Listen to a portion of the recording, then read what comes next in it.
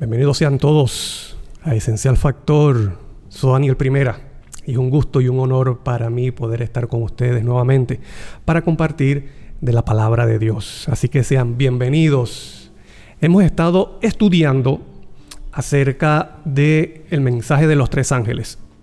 Y bueno, en los estudios anteriores hemos hablado acerca del Evangelio eterno con relación al mensaje de los tres ángeles, el juicio con el mensaje de los tres ángeles. Y en esta oportunidad vamos a seguir con la temática del juicio, pero va a ser el juicio y la séptima trompeta. Así que no te retires, que en unos segundos vamos a comenzar con el tema de hoy.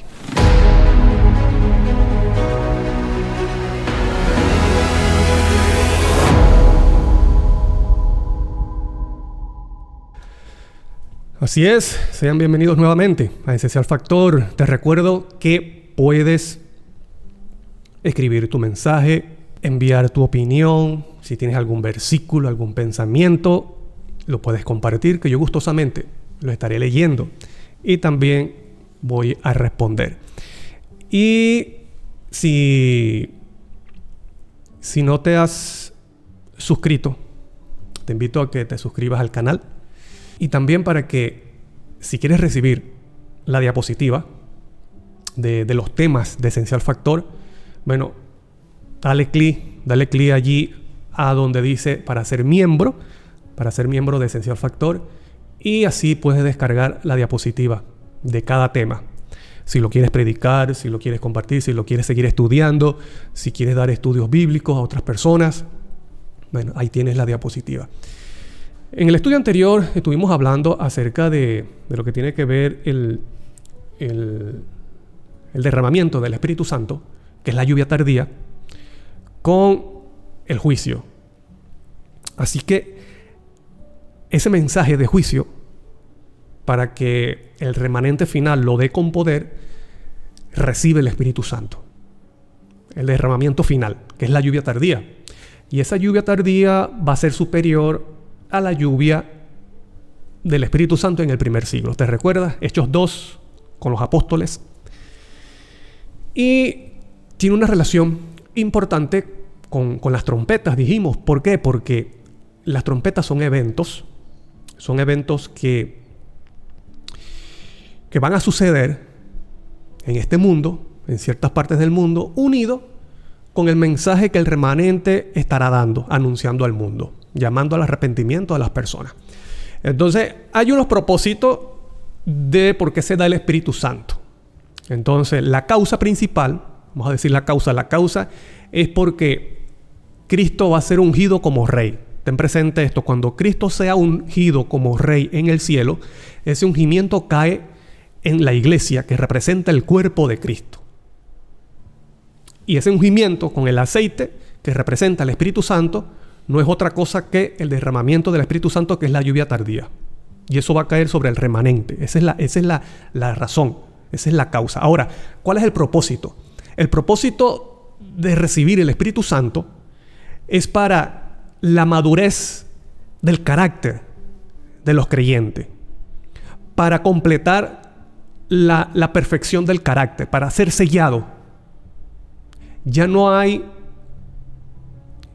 vuelta atrás en caída en el pecado nuevamente, sino más bien de crecimiento, crecer, ir adelante, en perfeccionamiento mayor al carácter de Dios. Segundo propósito, ¿por qué se da el Espíritu Santo?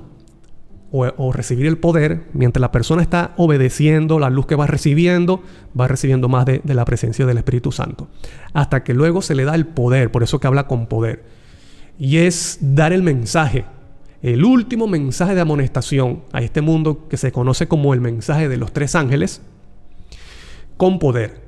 Y tanto así que dice Daniel que el rey del norte teme y sale para matar a muchos, debido a ese mensaje que proviene del cielo. Entonces, anunciar ese mensaje con poder. Y también el siguiente propósito es, debido a que cuando se predica la verdad, la oposición se levanta la persecución. Entonces también se da el Espíritu Santo para que el remanente pueda soportar, pueda atravesar ese periodo de prueba, ese periodo difícil, con éxito. Para la honra y gloria de Dios. Entonces se da el Espíritu Santo con esos propósitos. Perfección total del carácter, la madurez, anunciar el mensaje al mundo con poder y soportar el periodo de prueba con éxito. Entonces, antes de entrar al tema, vamos a hacer una pregunta. Vamos a hacer la pregunta de Cristo actualmente. ¿Cristo está como juez o como abogado? ¿Qué creen ustedes? ¿Cristo está actualmente, está como juez o como abogado? Porque la palabra de Dios dice que el juicio se le dio al Hijo. Eso es muy cierto. Cristo tiene la autoridad para hacer juicio. Pero también la Biblia dice que Cristo es abogado. Ahora, ¿cuál de los dos? Vamos a ver aquí. Juan 5:22, porque el Padre a nadie juzga, sino que todo el juicio dio al Hijo. Esto quiere decir que se le da autoridad de juez a ese juicio. En la siguiente, dicho por Juan, primera de Juan 2:1, dice: hijitos míos, estas cosas os escribo para que no pequéis. Y si alguno hubiere pecado, abogado tenemos para con el Padre, Jesucristo el justo. Entonces surge la pregunta, bueno, entonces Cristo está como ¿qué? ¿Está como abogado? ¿Está como juez? Cristo Jesús responde esta pregunta. Y lo vamos a ver con el mismo discurso que enseñó Cristo acerca de este principio. Entonces, hay algo que tenemos que tener en cuenta y tener presente, es que hay dos tipos de resurrección, me refiero en el creyente. Hay una resurrección espiritual, levantarlo, resucitarlo de la muerte espiritual, muerto en sus delitos y pecados, y está la resurrección física, cuando la persona está en el sepulcro, cuando está en la tumba y se ha levantado. ¿Me explico? Entonces Cristo explica estos dos principios en este discurso que lo vamos a ver, y es interesante cómo Cristo los relaciona con el juicio. Por ejemplo, mira lo que dice en Juan 5:19 al 23, que es donde está esa explicación de Cristo. Dice: y respondió Jesús entonces y les dijo: de cierto os digo, no puede el Hijo hacer nada por sí mismo, sino lo que ve hacer al Padre. Entonces quiere decir que Cristo hace lo que hace el Padre. Cristo hace lo mismo que hace el Padre. Porque todo lo que el Padre hace, también lo hace el Hijo igualmente. Así como lo hace el Padre, lo hace el Hijo. Y ten presente que el Hijo es Cristo. Porque el Padre ama al Hijo y le muestra todas las cosas que Él hace. Y mayores obras que éstas le mostrará, de modo que vosotros os maravilléis. Y esto tiene una relación con lo que Cristo hizo con Lázaro. Y es que lo resucitó de los muertos, de la tumba, de la muerte. Porque el versículo siguiente dice: porque como el Padre levanta a los muertos y les da vida, así también el Hijo a los que quiere da vida. Mira lo que dice. Que también eso, como lo hace el Padre, el Padre le dio potestad y autoridad a su Hijo de hacerlo. Entonces dice: porque el Padre a nadie juzga. Entonces menciona juzgar. Sino que todo el juicio dio al Hijo. ¿Estás viendo el contexto? Por eso que es importante que leamos el contexto. ¿Qué es lo que está diciendo Cristo aquí? Cristo está diciendo que el hacer juicio tiene que ver con levantar de los muertos. Y luego comienza a explicar los dos tipos de resurrección. Está la resurrección espiritual y la resurrección física. Versículo 23 dice: para que todos honren al Hijo como honran al Padre. El que no honra al Hijo, no honra al Padre que le envió.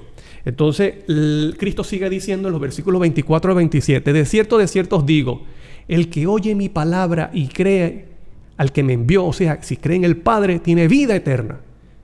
Entonces es importante para la resurrección y recibir vida eterna, oír la palabra de Dios, la palabra de Cristo. Pero no solamente oírla, sino dice creer al que me envió. ¿Quién envió a Cristo? El mismo Cristo dice en varias partes, en varias oportunidades, me envió el Padre, me envió el Padre. Entonces es importante escuchar la palabra y creer en las promesas y en la palabra que ha declarado el Padre Celestial. Y dice, tiene vida eterna. Verbo presente. Al escuchar la palabra, esta persona recibe vida eterna. Y no vendrá condenación, mas ha pasado de muerte a vida. ¿Ves? Hay una resurrección espiritual. Ha pasado de muerte a vida. La persona puede estar respirando. La persona puede estar trabajando. La persona puede estar comiendo. Pero si no retiene la palabra, si no tiene a Cristo, está muerto. Está muerta espiritualmente. Entonces necesita escuchar la palabra, creer en las promesas del Padre, recibe vida eterna. Y ten presente, hermano querido, que para la resurrección es importante y necesario y vital la palabra, que es la palabra de Dios. Versículo 25. De cierto os digo, viene la hora, y ahora es, Cristo está diciendo en su tiempo, en tiempo presente, en el tiempo de Cristo, y ahora es cuando los muertos oirán la voz del Hijo de Dios. O sea, las personas que están muertas en sus delitos y pecados van a oír mi palabra, y los que la oyeren vivirán. ¿Estás viendo? Resurrección espiritual. Viene la hora y ahora es, dice Cristo, dijo Cristo en ese tiempo, y ahora es cuando los muertos oirán la voz del Hijo de Dios. Y los que lo oyeren, aquel que decide escuchar, aquel que decide y elige oír, vivirá. Porque como el Padre tiene vida en sí mismo, así también ha dado al Hijo el tener vida en sí mismo. Entonces el Padre, Él puede resucitar, Él puede levantar de los muertos porque tiene vida. Y le ha dado esa potestad al Hijo. Cristo, por tener esa vida en sí mismo, por voluntad del Padre, Él también puede hacer eso, levantar de los muertos. Y también le dice, mira lo que sigue diciendo el versículo 27, y también le dio autoridad de hacer juicio. Entonces, todo el contexto te está diciendo qué es lo que significa hacer juicio. Levantar de los muertos, con la palabra, dar vida eterna. ¿Por qué? Porque ahora se coloca como juez. Él aplica la sentencia. Y esa autoridad o ese cargo se lo dio el Padre. Y también le dio autoridad de hacer juicio por cuanto es el Hijo del Hombre. Entonces, aquí estamos viendo la resurrección espiritual. Aquí tú puedes ver la resurrección. Está hablando de la resurrección espiritual cuando la persona muerta en sus delitos y pecados recibe la palabra, creen en el Padre, la palabra del Padre, recibe a Cristo y ha pasado a recibir vida eterna y ha pasado de muerte a vida. Eso es juicio, juzgar, hacer juicio. ¿Sí? Ahora vamos a ver lo que es una resurrección, la resurrección física. Y él lo sigue diciendo en el versículo 28 y versículo 29. No os maravilláis de esto porque vendrá la hora cuando todos los que están en los sepulcros... ahora menciona los sepulcros, porque los que están en los sepulcros oirán su voz, como la escuchó Lázaro. Lázaro, lo llamó por su nombre. Lázaro, ven fuera. Y Lázaro resucitó. Entonces dice, todos los que están en los sepulcros oirán su voz, y los que hicieron lo bueno saldrán a resurrección de vida, y los que hicieron lo malo a resurrección de condenación. ¿En qué momento será esto? ¿En qué momento será esto? Unos resucitarán para vida eterna, los que creyeron en Cristo, los que confiaron en su palabra, y otros resucitarán para condenación. Bueno, en la segunda venida de Cristo. En la segunda venida de Cristo se cumplirá esto, que unos resucitarán para vida y otros resucitarán para condenación. Te pregunto, ¿quiénes van a resucitar para condenación? Los que traspasaron a Cristo, los que lo crucificaron. Esas personas que crucificaron a Cristo van a resucitar. Y esto lo dice Apocalipsis 1. Y los que los traspasaron, dice, harán lamentación. Ellos resucitarán, pero no para vida eterna, sino para condenación. Y la gloria de Cristo los consumirá. Morirán nuevamente. Mira lo que dice el libro de Daniel, capítulo 12, los versículos 1 y 2. En aquel tiempo se levantará Miguel, que es Cristo Jesús, el gran príncipe que está de parte de los hijos de tu pueblo, y será tiempo de angustia. Está hablando del tiempo del fin. Y muchos de los que duermen en el polvo de la tierra serán despertados, como dice, unos para vida eterna, lo que dice Cristo, y otros para vergüenza y confusión perpetua. Estamos viendo, hay unos que van a resucitar para recibir vida eterna, y otros confusión. Ellos piensan que van a resucitar para salvación y cuando se dan cuenta están perdidos. Pero estas personas vuelven a morir, porque lo vamos a ver más adelante que luego, que eso es lo que está dentro del juicio, luego resucitan nuevamente para saber por qué se pierden y ya recibir la condena eterna, que es la muerte, desaparecer por siempre. Y que esto forma parte del juicio. Y lo vamos a ir viendo de poco a poco. Entonces, aquí vemos que Cristo explica resurrección espiritual, resurrección física, y que esto está relacionado con hacer juicio. Te pregunto, ¿quién aplica la sentencia? ¿Quién aplica la sentencia que Dios declara sobre cada persona?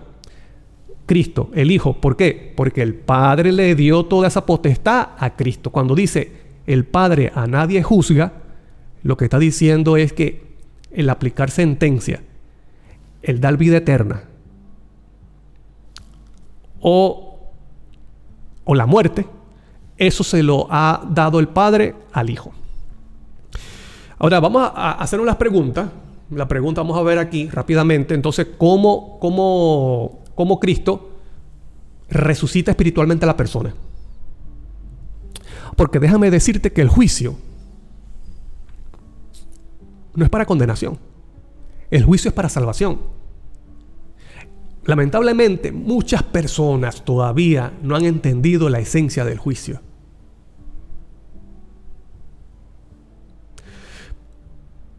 En su mente tienen una connotación negativa acerca del juicio. Y todo lo que Dios hace, hermano querido y amigo que estás escuchando, todo lo que Dios hace es para nuestro bien, para nuestra salvación, no es para tu perdición. Lamentablemente,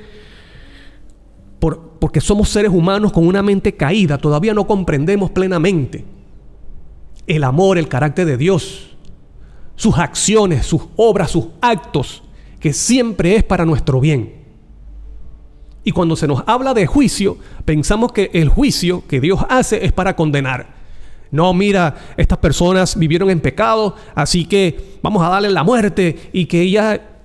No, Dios quiere la salvación del ser humano. Dios quiere la salvación del ser humano.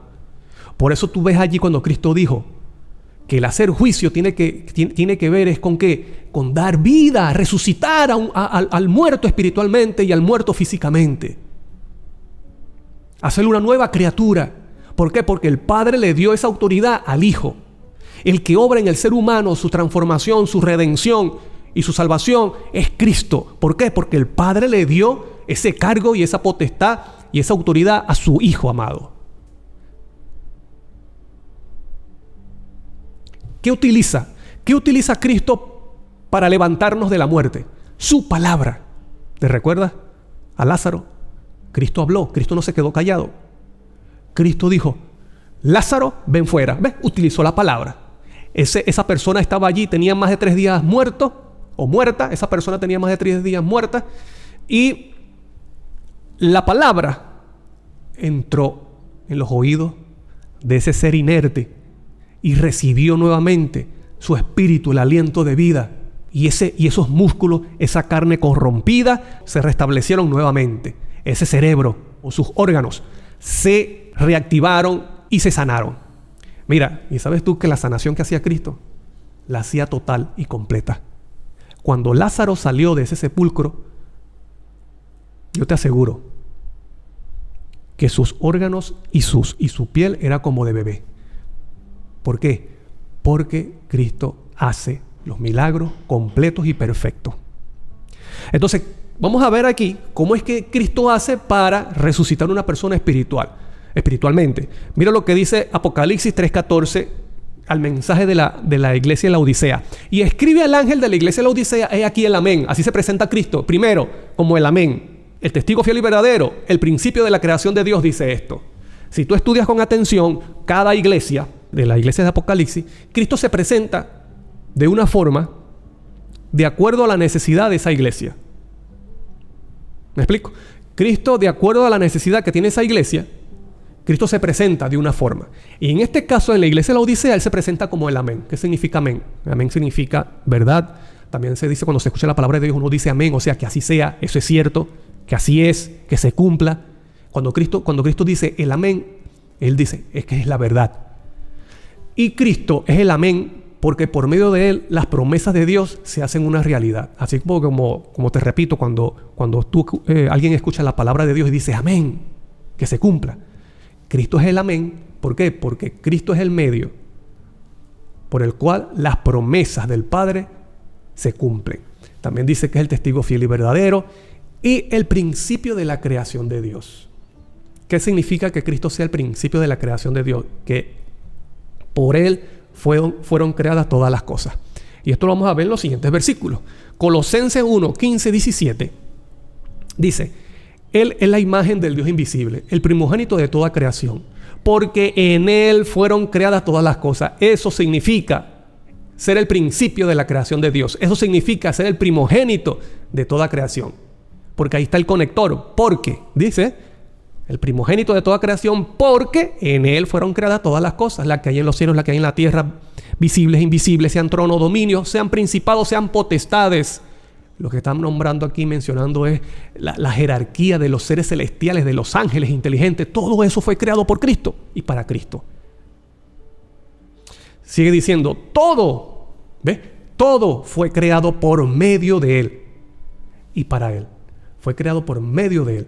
O sea que esa creación de Dios fue hecha a través de ¿quién? A través de Cristo. Y Él es antes de todas las cosas y todas las cosas en Él subsisten. Por medio de Cristo las cosas se mantienen vivas. Por medio de Cristo es que las cosas subsisten. Por medio de Cristo es que se mantienen. La sustenta. ¿Qué utiliza Cristo para sustentar la creación? Él la creó. Cristo la creó. Ahora, ¿qué utiliza para sustentarla y mantenerla? El siguiente versículo lo dice, que es Hebreos. Hebreos 1, el capítulo 1, los versículos 2 y 3 dice, en estos postreros días nos ha hablado por el Hijo. O sea, el Padre nos ha hablado por el Hijo, a quien constituyó heredero de todo y por quien asimismo hizo el universo. Está diciendo lo mismo. Por medio de quien hizo el universo, el cual siendo el resplandor de su gloria, la misma imagen de su sustancia, Cristo participa de la misma naturaleza del Padre.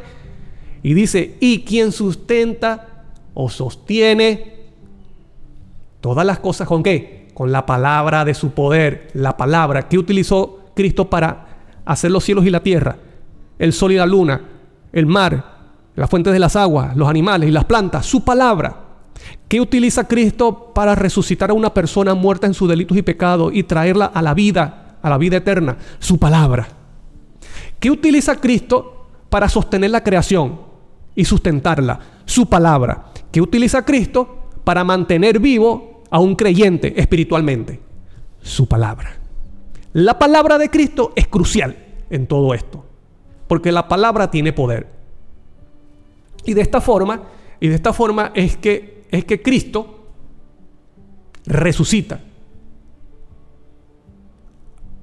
a la persona muerta en sus delitos y pecados, y también utiliza la palabra para resucitar a los muertos que están en los sepulcros, como lo hizo con Lázaro.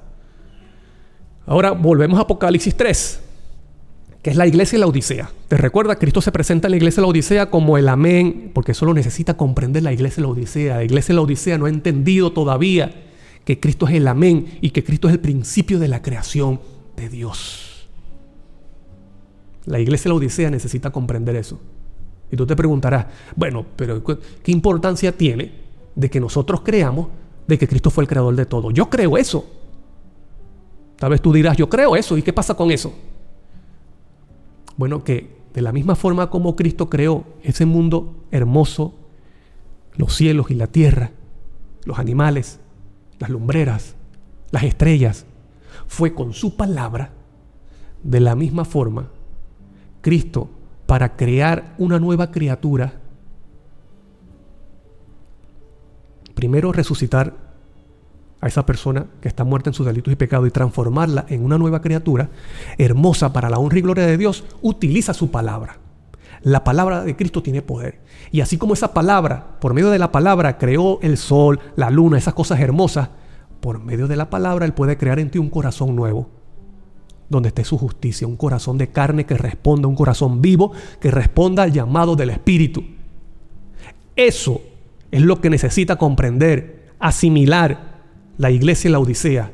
La iglesia de la Odisea no ha entendido eso y por eso que Cristo está afuera tocando. Mira lo que dice Apocalipsis 3:14. Yo reprendo y castigo a los que amo. Sé pues celoso y arrepiéntete. Es un principio importante el arrepentirse. Porque para que tú y yo seamos transformados en una nueva criatura, es necesario el arrepentimiento. El arrepentimiento es la base. Es la base de la resurrección espiritual. No puede haber resurrección espiritual, no puede haber transformación, no puede haber vida eterna en nosotros si no existe el arrepentimiento.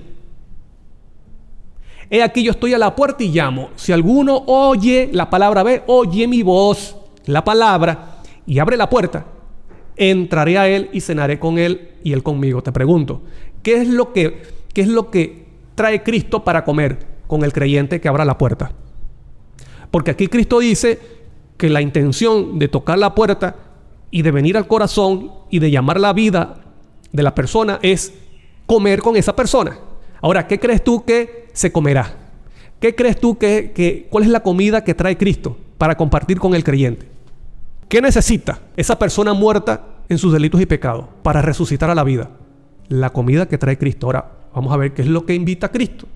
¿Cuál es la comida que invita a Cristo? En Juan 6:54, dicho por el mismo Cristo, dice: el que come mi carne y bebe mi sangre, ese tiene vida eterna. ¿Te recuerdas los versículos anteriores? Capítulo 5. El que oye mi palabra tiene vida eterna. Aquí dice: el que come mi carne y bebe mi sangre tiene vida eterna. Entonces la vida está en Cristo. La palabra es importante. Qué interesante que a Cristo se le dice el verbo, la palabra de Dios.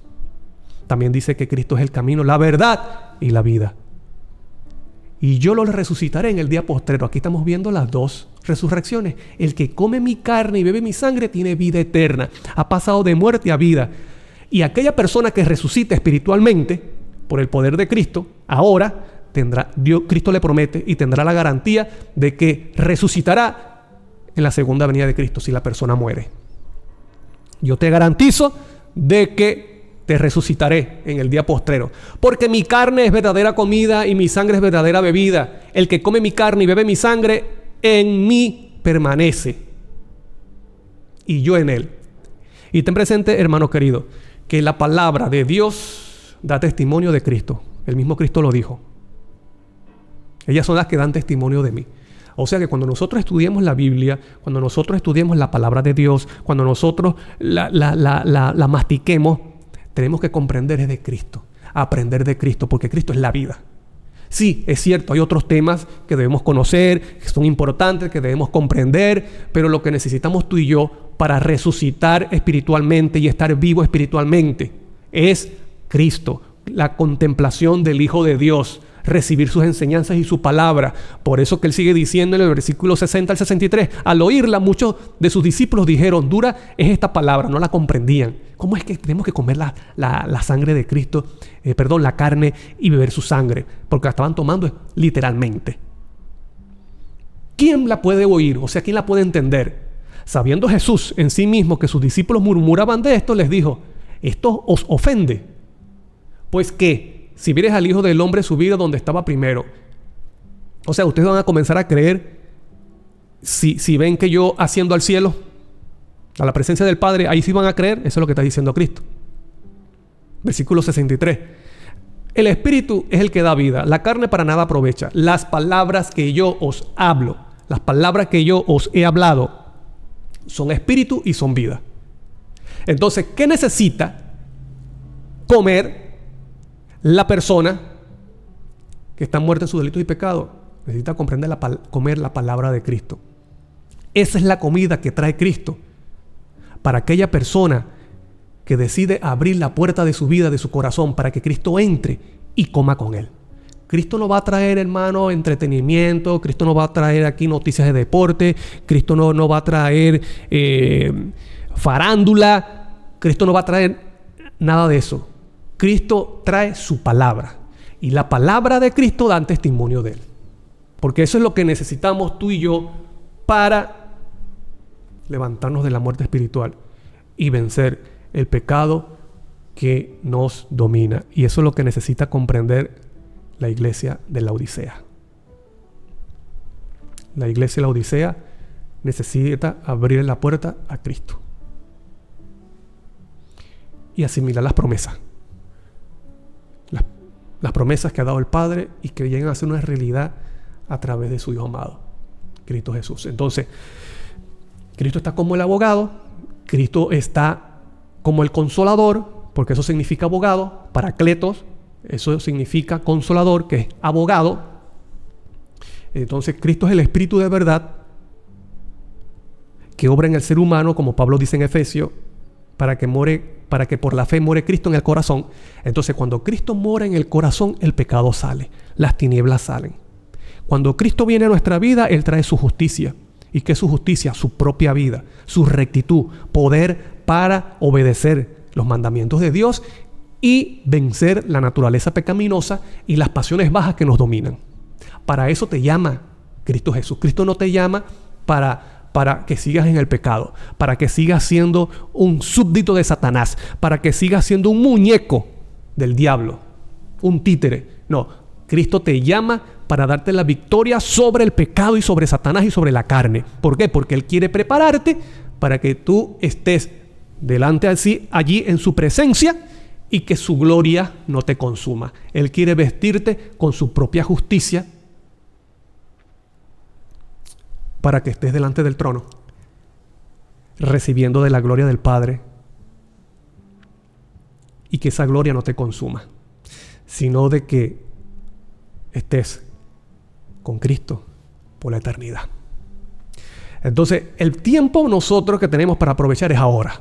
¿Por qué? Porque, como te digo, Cristo está como abogado, está intercediendo, está como sacerdote, es el consolador, el que llega a nuestras vidas, el que nos llama a la verdad por su naturaleza divina.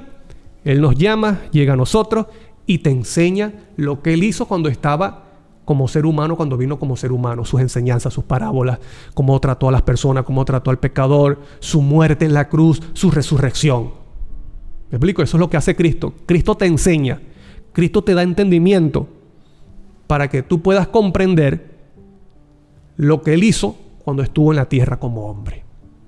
Entonces, el tiempo es ahora. ¿Por qué? Porque llegará el tiempo cuando ya Cristo no estará como abogado, sino que ahora estará como aquel que aplica la sentencia.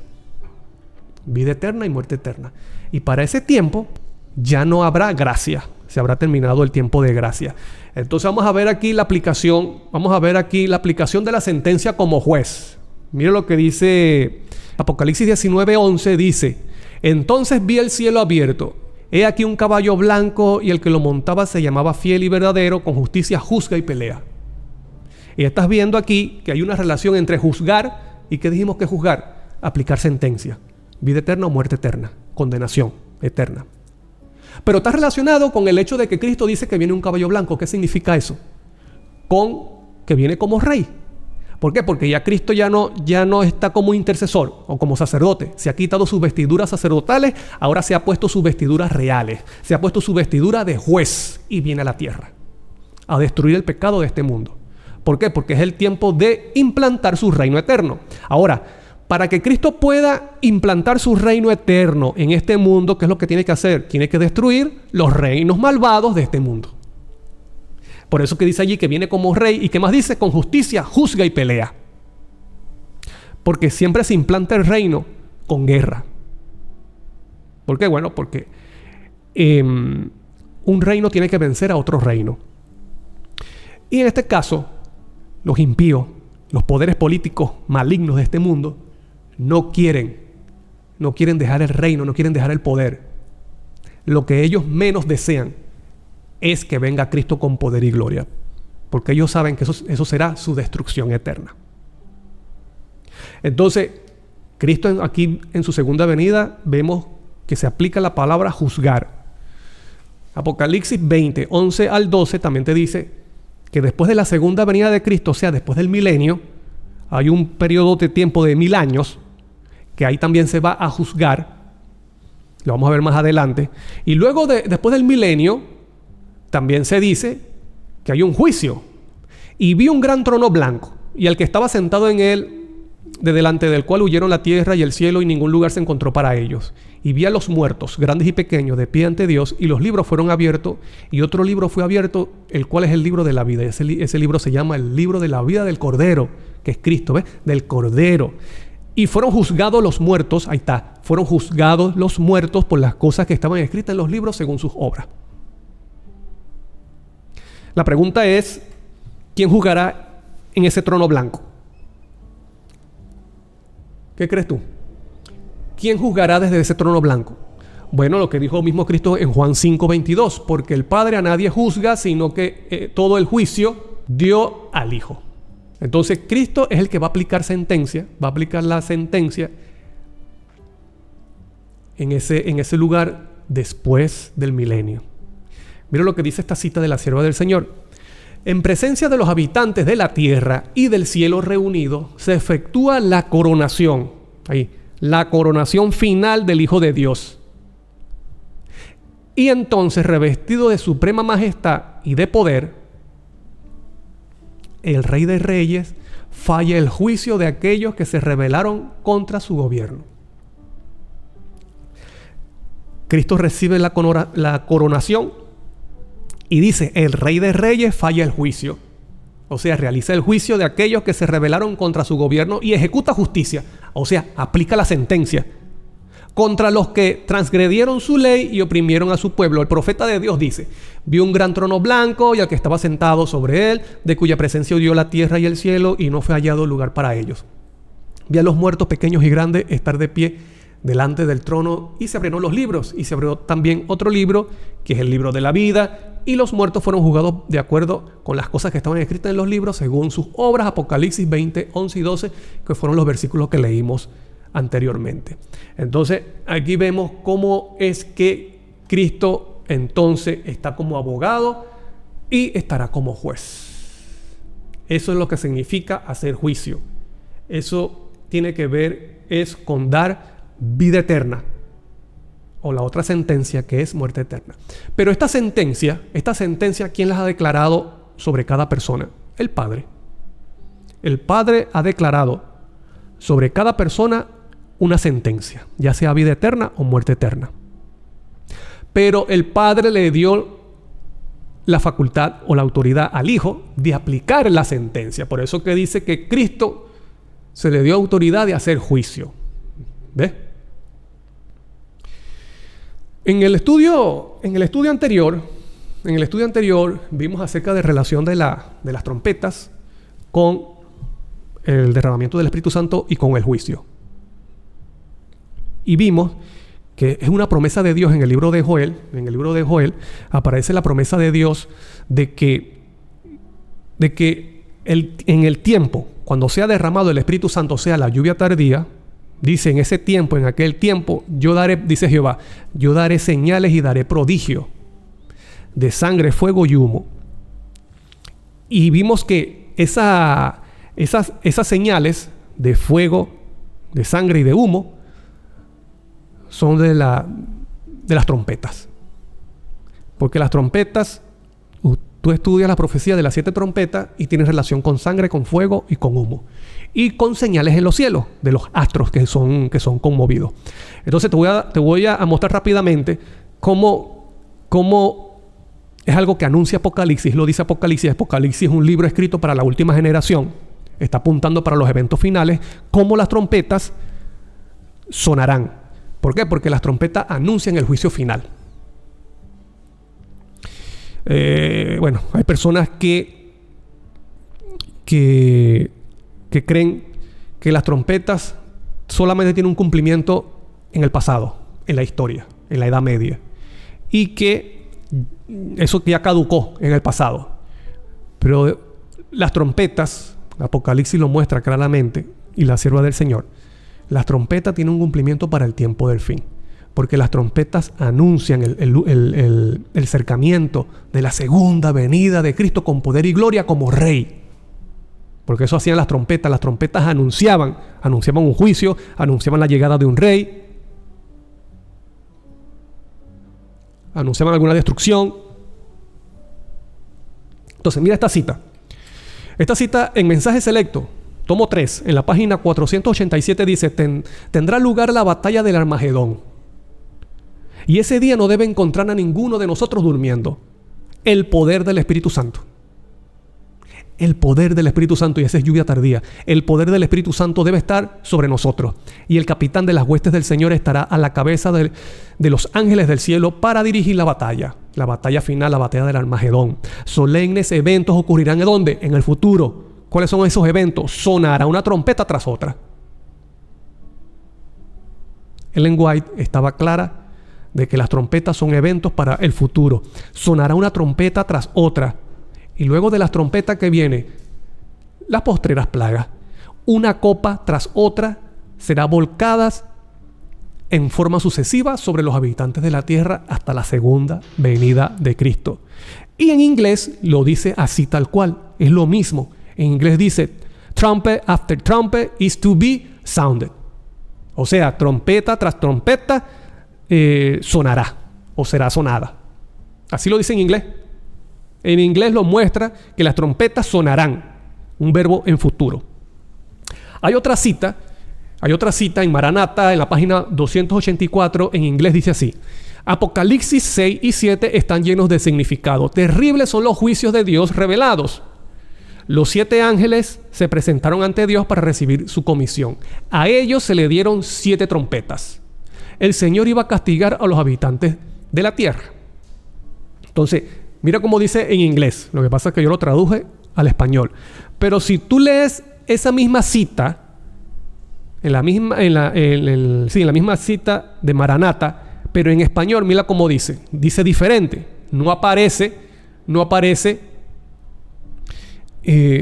tal cual como está en inglés. Dice, el Señor saldrá para castigar a los habitantes de la tierra por su iniquidad, y la tierra descubrirá sus sangres y no ocultará más a sus muertos. Así dice, no se menciona nada de las trompetas. En inglés se menciona la trompeta. Entonces, estamos viendo aquí que es real que el cumplimiento de la profecía de las 7 trompetas, de las trompetas, anunciarán. Son eventos que ocurrirán en ciertas partes del mundo, unidos con el fuerte pregón, para llamar a las personas al arrepentimiento y anunciar que se acerca el fin de la gracia y la segunda venida de Cristo. Muchas personas aceptarán el mensaje, pero lamentablemente que también muchas personas no van a aceptar el mensaje, como dice Apocalipsis, no se arrepentirán de sus pecados, y también dice ni de sus dioses. Lamentablemente. Entonces, vamos a seguir viendo aquí. Vamos a entrar a la séptima trompeta. Dice la palabra de Dios en Apocalipsis, es el que habla acerca de las trompetas. Vamos a ver aquí. En Apocalipsis 11 habla acerca de la séptima trompeta. Y vamos a ver todo lo que involucra esta trompeta. Dice, el séptimo ángel tocó la trompeta y hubo grandes voces en el cielo que decían, los reinos del mundo han venido a ser de nuestro Señor y de su Cristo. ¿Estás viendo lo que tiene que ver con la séptima trompeta? Los reinos del mundo han venido a ser de nuestro Señor y de su Cristo. ¿Qué es lo que hace un rey para poder vencer los reinos enemigos? Tiene que hacer guerra. Esto es lo que está hablando la séptima trompeta. Está hablando cuando se acabe el tiempo de la gracia, comienza a caer las plagas, la destrucción de los poderes de este mundo y la aparición de Cristo con poder y gloria, como Rey de reyes, Señor de señores, como dice Apocalipsis. Entonces dice, los reinos del mundo han venido a ser de nuestro Señor y de su Cristo. En el tiempo de la séptima trompeta. Y Él reinará por los siglos de los siglos. Y los 24 ancianos que estaban sentados delante de Dios en sus tronos, se postraron sobre sus rostros y adoraron a Dios, diciendo: te damos gracias, Señor, Dios Todopoderoso, el que eres y que eras y que has de venir. Así dice en la Reina Valera 60 y en otras versiones. Pero vamos a ver que en el original no dice así. En el original no aparece. En el original no aparece que has de venir. En el original dice: el que eres y que eras, porque has tomado tu gran poder y has reinado. Mira cómo dice: has reinado. Has reinado suena como pasado, ¿verdad? Pero en el original no aparece que has de venir. ¿Por qué? Porque ya Cristo está viniendo. Y lo vamos a ver en unos versículos. Y también el original no dice has reinado, sino comenzaste a reinar. Tiempo presente. Comenzaste a reinar. Por eso que la trompeta, la séptima trompeta suena. Porque ya los ciudadanos, los súbditos de ese reino eterno, ya están listos. Sigue diciendo, versículo 18: y se airaron las naciones, y tu ira ha venido, y el tiempo de juzgar a los muertos y de dar el galardón a tus siervos los profetas, a los santos y a los que temen tu nombre, a los pequeños, a los grandes, y de destruir a los que destruyen la tierra. Esto es lo que sigue diciendo en la séptima trompeta. Y hay unos eventos que están en orden. Esos eventos allí no están en ese orden por casualidad. Aparecen en ese orden porque así van a ocurrir. Versículo 19. ¿Qué ocurre cuando suena la séptima trompeta? Y el templo de Dios fue abierto en el cielo, y el arca de su pacto se veía en el templo. Y hubo relámpagos, voces, truenos, un terremoto y un gran granizo. Y ese punto lo vamos a tocar más adelante. Ahora, mira cómo aparece, por ejemplo, en varias partes de Apocalipsis, cuando se dice el que eras, el que eres y que ha de venir. Apocalipsis 1:8 dice: yo soy el alfa y el omega, el principio y fin, dice el Señor, el que es, el que era y el que ha de venir. Así aparece en Apocalipsis 1. También en Apocalipsis 4, versículo 8 dice: y los 4 seres vivientes tenían cada uno 6 alas, y alrededor y por dentro estaban llenos de ojos, y no cesaban de día y de noche de decir: santo, santo, santo es el Señor Dios Todopoderoso, que es el Padre que está sentado en el trono. Mira lo que sigue diciendo: el que era, el que es y ha de venir.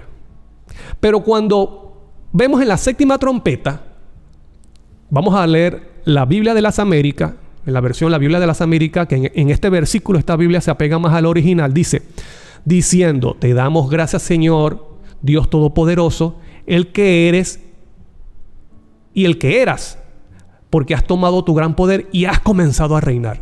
¿Por qué no se menciona y has de venir? Porque ya Cristo está viniendo. Porque la séptima trompeta anuncia el fin de la gracia. La séptima trompeta anunciará el fin de la gracia. Por eso que no se menciona y has de venir. ¿Por qué? Porque ya Cristo está viniendo. Ya está viniendo. Entonces, por eso que en Daniel 12:1 dice: en aquel tiempo se levantará Miguel. Levantarse significa comenzar a reinar. ¿Por qué? Porque si tú estudias Daniel, donde aparece esa palabra levantarse, siempre está relacionado con gobierno, con reino.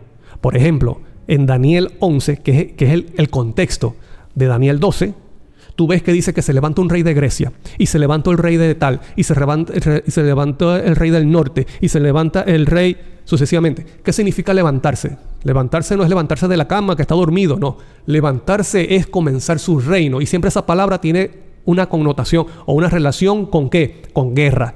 Porque los reinos, o los reyes, o los imperios, se implantaban venciendo en la guerra. Por ejemplo, ¿cómo hizo el rey de Medo-Persa para implantar su reino contra Babilonia? Tuvo que vencer a Babilonia. ¿Cómo hizo el rey de Grecia, Alejandro Magno, para conquistar los demás reinos? Tuvo que hacer guerra. ¿Cómo hizo Roma para derribar el imperio que era Grecia, y comenzar a gobernar ella? Tuvo que hacer guerra. Ahora, ¿qué crees tú que hará luego de ese imperio? Dice allí: se levanta Miguel. Ahora, ¿qué crees tú que tiene que hacer Cristo para poder implantar su reino de paz y su reino eterno en esta tierra? ¿Qué crees tú que tiene que hacer? Tiene que hacer la guerra, la batalla, que es la batalla del Armagedón. la destrucción de los poderes de este mundo. Entonces, nosotros vamos a ver aquí, por ejemplo, lo que significa levantarse en hebreo. Mira aquí lo que dice el diccionario: quedarse atrás, designar, surgir, cesar, confirmar, continuar, morar, ser empleado. En el punto 6, de la definición en hebreo de levantarse, porque tiene varias definiciones, varias connotaciones, pero en el punto 6 dice surgir. ¿Ves? Se levanta como rey, surge, aparece en escena, aparecer, entrar en escena, surgir, llegar tarde, especialmente a Daniel 8 y 22. En Daniel 8:22 dice que aparece 2 veces en ese versículo levantarse, hablando del cuerno pequeño. Se levantará un cuerno, ¿ves? Y levantarse, nosotros sabemos que el cuerno pequeño hace referencia a un poder político religioso, ¿ves? Reina. Y en los demás versículos que aparecen en Daniel 8, Daniel 11, así sucesivamente, Daniel 12, donde se menciona, se levantará Miguel. Y sigue diciendo, de guerra. Levantarse quiere decir también en guerra. Primer libro de Crónicas 24, y también tiene que ver, está relacionada esa palabra con liberación, con lo que hace Cristo con los fieles, los liberta de los impíos, porque dice que serán perseguidos. Por eso dice Daniel 12:1, en aquel tiempo se levantará Miguel, el príncipe que está de parte de tu pueblo. Dice, y será libertado tu pueblo, los que estén escritos en el libro de la vida. ¿Estás viendo? Entonces, levantarse es quitarse sus vestiduras sacerdotales. Ya no está como abogado, ya no estará como abogado, ahora se coloca su vestidura de rey, su vestidura de juez, porque viene a aplicar sentencia. Por eso que en Daniel 12, versículo 2 te dice, y los que duermen en el polvo, unos serán levantados, resucitados para vida eterna y otros para confusión perpetua. ¿Por qué? Porque levantarse está relacionado con comenzar a reinar y aplicar sentencia como juez. Y que para llegar a ese día, para llegar a ese evento, tienen que sonar las trompetas, tienen que anunciar que son eventos en el mundo, que le anuncia a los habitantes de la tierra que ya se acerca el día de destrucción. Ya se acerca la segunda venida de Cristo con su reino, para implantar su reino.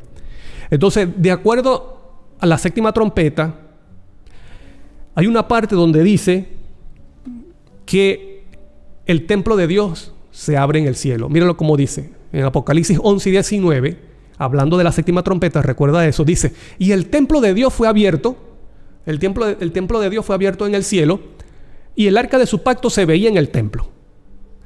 Y hubo relámpagos, voces, truenos, un terremoto y gran granizo. ¿Sabes tú que esto tiene que ver es con fin de la gracia? Esto está relacionado con fin de la gracia y con el inicio de la caída de las postreras plagas, de la copa de la ira de Dios. Te hago la pregunta, ¿dónde más en Apocalipsis parece que el templo de Dios se abre? ¿Dónde más en Apocalipsis se presenta que el templo de Dios se abre? ¿Dónde más? ¿Dónde más dice eso? Y lo que sucede luego. Lo que sucede luego que el templo en el cielo se abre. ¿Dónde más aparece eso? Exactamente en Apocalipsis, en el capítulo 15, versículos 5 y 6 dice, después de estas cosas miré, he aquí fue abierto en el cielo el templo del tabernáculo del testimonio. Lo mismo que dice Apocalipsis 11 en la séptima trompeta. Y del templo salieron los 7 ángeles que tenían las 7 plagas. ¿Estás viendo? Después que se abre el templo, es que salen los 7 ángeles con las plagas. Lo mismo que dice Apocalipsis 11 y 19. Fue abierto en el cielo el templo y el arca del pacto se veía. Y hubo relámpagos, voces, truenos, terremotos, grande granizo. ¿Qué son esos? Son plagas. Si tú estudias las 7 plagas, tú vas a ver que tiene relación con eso, con terremotos, con relámpagos, con truenos y con granizo. En Apocalipsis 11 te dice que se ve el arca del pacto. Y en Apocalipsis 15 te dice que fue abierto el templo del tabernáculo del testimonio. ¿Qué significa el testimonio? El testimonio es la ley que está dentro del arca, que representa el carácter de Dios. Y ese carácter de Dios lo dio Cristo, lo reveló, dio testimonio del carácter de Dios. Por eso dice el arca de testimonio, la ley del testimonio. Está haciendo referencia a ese trono, que es el fundamento del gobierno de Dios, que es verdad y justicia, misericordia y juicio. Y luego cuando el templo se abre, que representa fin de la gracia, ya Cristo no está como sacerdote, como intercesor, entonces ya sale como ¿qué? Como juez, como rey a este mundo para destruir los poderes terrenales. Eso es lo que anuncia la séptima trompeta. Eso es lo que anuncia. Ahora vamos a ver entonces la secuencia de unos eventos que se menciona allí. Porque ahí se menciona la ira de las naciones, la ira de Dios y juzgar a los muertos. Vamos a ver qué significa eso. Bueno, en Apocalipsis 11 vamos a leer nuevamente la séptima trompeta. En esta parte, los versículos 17 y 18. Diciendo, te damos gracias, oh Señor Dios Todopoderoso, el que eres y el que eras, porque has tomado tu gran poder y has comenzado a reinar. Así dice, ese es el texto correcto. Y recuerda que no dice que has de venir, ¿por qué? Porque ya Cristo está viniendo. Entonces dice, has tomado tu gran poder y has comenzado a reinar. Y se airaron las naciones. En el pasado, verbo pasado, se airaron las naciones. Y tu ira ha venido. Eso es presente perfecto. Tu ira ha venido y el tiempo de juzgar a los muertos. Entonces, ¿en qué momento es que suena la séptima trompeta? Cuando llega la ira de Dios, que es el fin de la gracia, el comienzo de las 7 postreras plagas. Ahí suena la trompeta. El fin de la gracia. El templo se abre y viene entonces la destrucción. Y de dar el galardón a tus siervos los profetas, a los santos y a los que temen tu nombre, a los pequeños y a los grandes, y de destruir a los que destruyen la tierra. Entonces vamos a ver la secuencia. Le coloqué colores allí para diferenciarlo. Primero, la ira de las naciones en naranja. ¿Qué significa la ira de las naciones? La ira de las naciones es los poderes políticos y religiosos de este mundo yéndose en contra del remanente final, que está dando el mensaje con poder. Y que con ellos se unen los habitantes de la tierra, los impíos, que no quisieron ser transformados, no se desprendieron de sus pecados, por lo tanto se unen a la bestia, se unen a esos poderes para irse en contra del pueblo final de Dios. En Lucas 20, dicho por el mismo Cristo en Lucas 21, versículo 10, 12 y 17, dice, entonces les dijo, se levantará nación contra nación y reino contra reino. ¿Ves? Ira de las naciones, se levanta una contra otra. Pero antes de todas estas cosas, os echarán mano, os perseguirán y os entregarán en la sinagoga y a las cárceles. Y seréis llevados ante reyes, ante gobernadores, por causa de mi nombre, y seréis aborrecidos de todo. Seréis aborrecidos de todo, o por todos. No dice por algunos, dice por todos, por causa de mi nombre. Eso es la ira de las naciones. Se están yendo en contra del pueblo de Dios. Todavía no hemos llegado a ese tiempo. Sí, es cierto, hay cristianos que son perseguidos en África, hay personas que son perseguidos en los países árabes, que le vuelan la cabeza, hay personas que han sido perseguidas, cristianos fieles que han sido perseguidos en China, pero eso no ha ocurrido en todo el mundo. La mayoría de partes del mundo, los cristianos están tranquilos. Yendo a la iglesia tranquilo, trabajando, comiendo, casándose normal. No ha llegado todavía el día donde el mundo completo se vaya en contra de ese remanente. ¿Me explico? Entonces, pero estamos cerca. Pero no debemos tener miedo porque Cristo estará con nosotros. Él lo ha prometido. Yo estaré con vosotros hasta el fin del mundo. Ahora, la siguiente, luego cuando se levanta la ira de las naciones, porque se está dando el mensaje, se está anunciando la verdad con poder, se levanta la ira de las naciones contra ese pueblo, y luego que viene la ira de Dios en color azul. Apocalipsis 16, 1. Y oí una gran voz que decía desde el templo a los 7 ángeles, id y derramad sobre la tierra las 7 copas de la ira de Dios. Eso es lo que está anunciando la séptima trompeta. La séptima trompeta, después de que se levantan las naciones y se vayan en contra del remanente, se sueltan los vientos y luego suena la séptima trompeta anunciando el fin de la gracia. que ya viene la destrucción. Y luego que viene, dice allí, el tiempo de juzgar a los muertos. Esto no es que primero ocurre esto y después, no, así como está. Primero, ira de las naciones, la ira de Dios, y luego el tiempo de juzgar a los muertos, que está en negro. Apocalipsis 24 dice, y vi tronos y se sentaron sobre ellos los que recibieron facultad de juzgar y vivieron y reinaron con Cristo 1000 años. Entonces, después de la segunda venida de Cristo hay un periodo de 1000 años donde los redimidos estarán con Cristo y dice, reciben la facultad y la autoridad para hacer juicio. ¿Qué es lo que van a hacer? Van a revisar por qué las personas se perdieron, por qué los impíos no están allí con ellos, con vida eterna. ¿Por qué?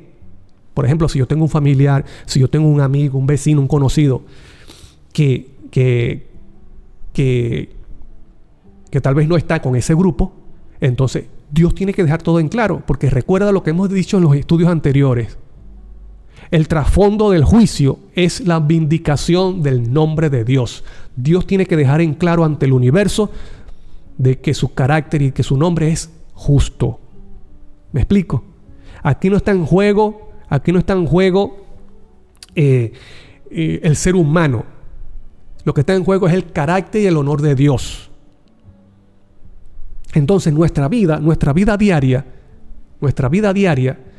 en ese juicio, le da la razón, ya sea a Dios, de que Él es justo, Él es verdadero, o le dará la razón a Satanás. Si nosotros persistimos en el pecado, quebrantando la ley de Dios, siendo dominados por nuestras pasiones, dándole rienda suelta a pensamientos impuros, a nuestros pecados, a nuestras debilidades, entonces le estamos dando la razón al diablo. No, el hombre no puede vivir obedeciendo a Dios. Pero si por la gracia de Cristo, por su poder y su presencia en nosotros cada día, por su justicia, como dijimos al principio, vivimos conforme a los principios de Dios, amando a Dios sobre todas las cosas y amando al prójimo, entonces estamos dándole la razón a Dios. Dios es real, Dios es verdadero, Él ha cumplido sus promesas en mí. Por lo tanto, el hombre sí puede vivir obedeciendo a Dios y amando al prójimo. ¿Me explico? Entonces, el que está en juego es el nombre de Dios. Por eso te digo, un punto importante en ese juicio es la vindicación del nombre y del carácter de Dios.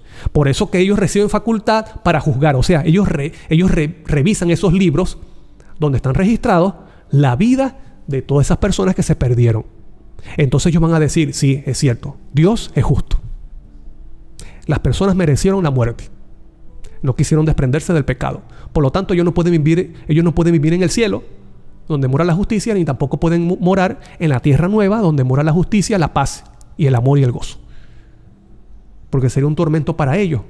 Sería poner en riesgo la nueva tierra con el pecado. Entonces, luego del milenio todavía sigue el juicio. También se menciona juicio.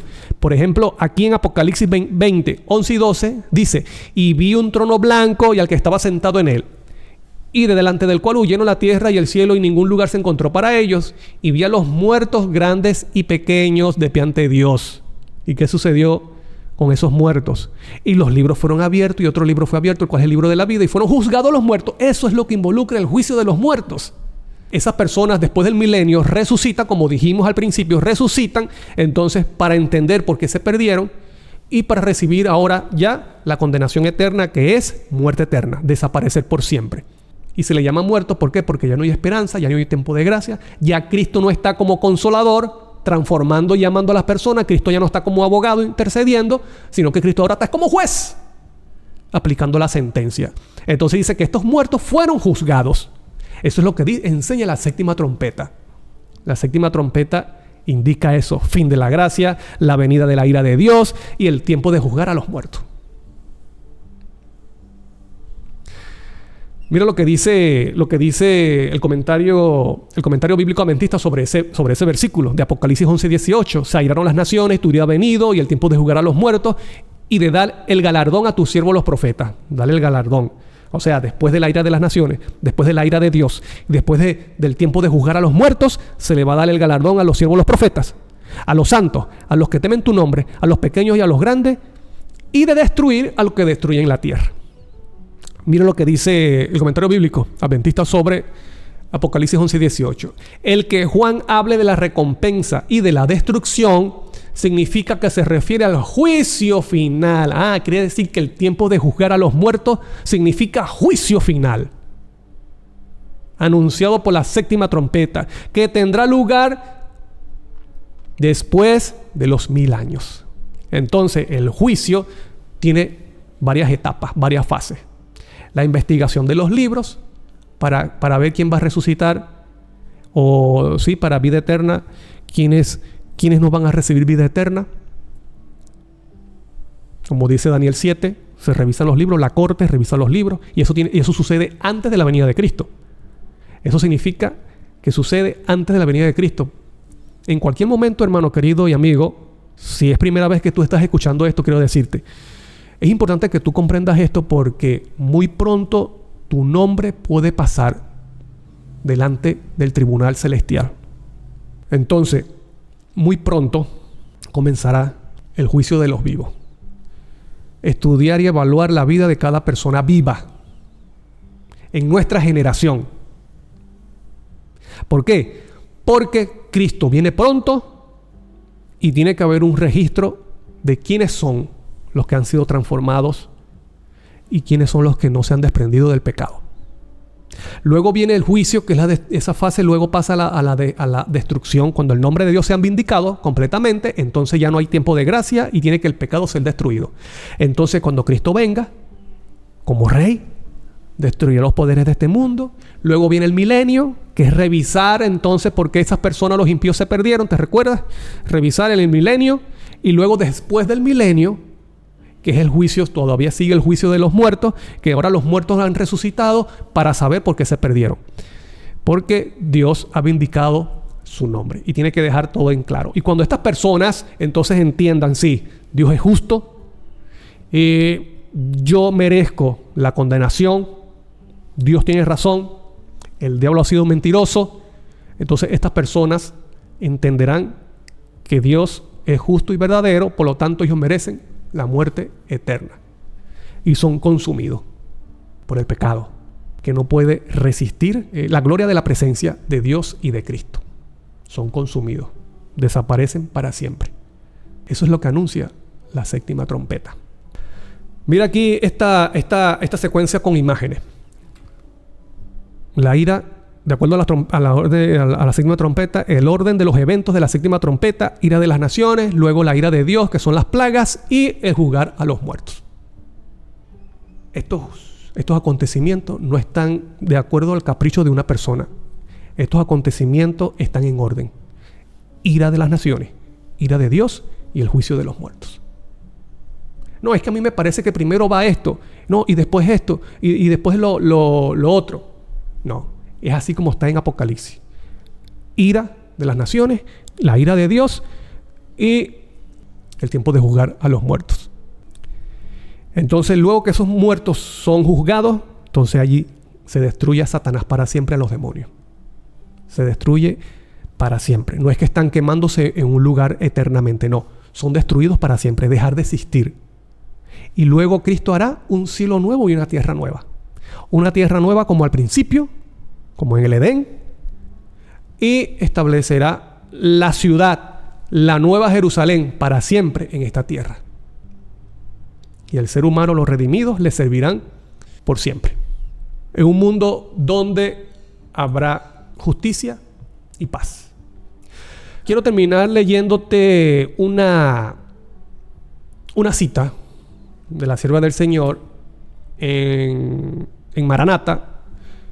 En el día 7 de septiembre se titula Los acontecimientos futuros en su orden.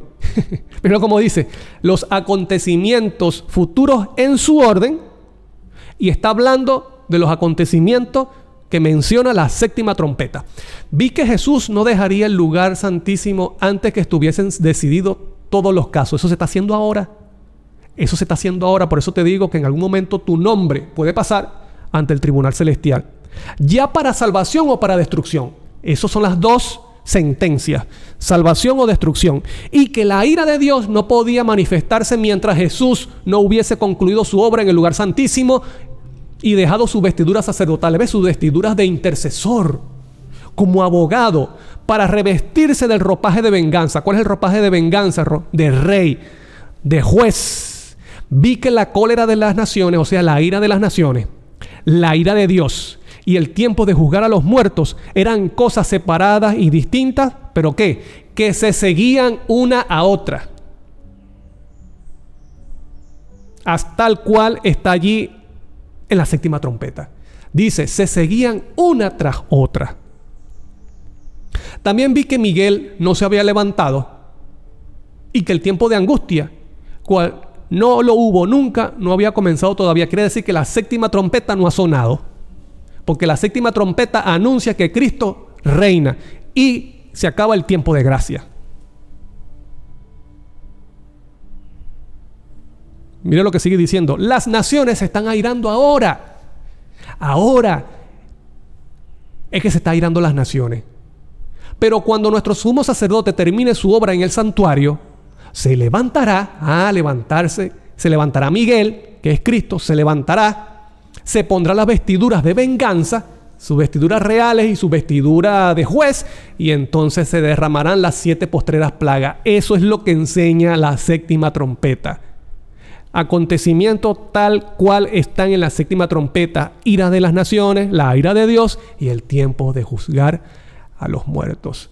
Así que, querido amigo y hermano, el tiempo de aprovechar a Cristo como nuestro abogado, como el consolador que transforma, que intercede por nosotros, por ti, por mí, es ahora. En algún momento tú y yo podemos perecer, podemos ir al descanso de la muerte.